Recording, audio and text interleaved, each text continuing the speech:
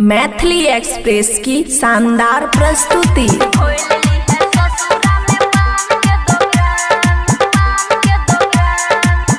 खुशी recording studio बलुआहा।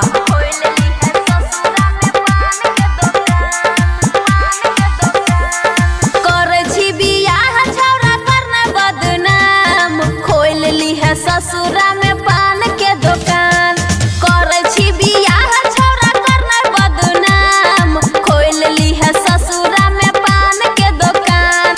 हमारे सामने में रहबी जे हमारे सामने में रहबी जे मिलत तोरा दिल के आराम करे छी बियाह छौरा करना बदनाम खोल ली है ससुरा में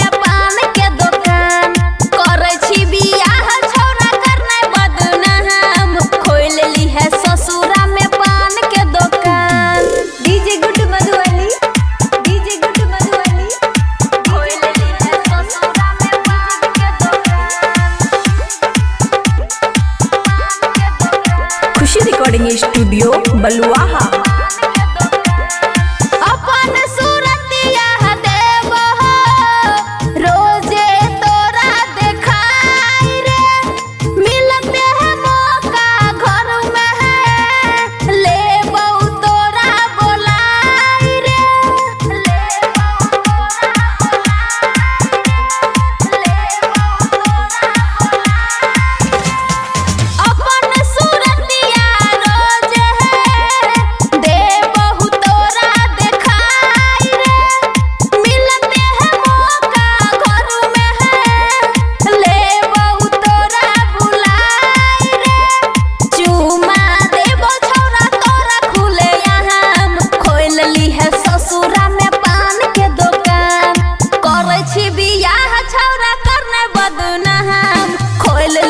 ससुरा में पान के दुकान करे छी बियाह जानू करना बदनाम खोल ली है ससुरा में पान के दुकान।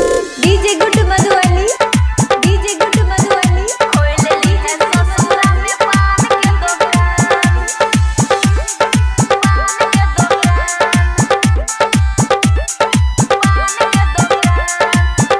हेरे के करा कहै छी सोना के करा तू मोना कहै छी अपन जान के छोड़ के केना के छौरा रहै छी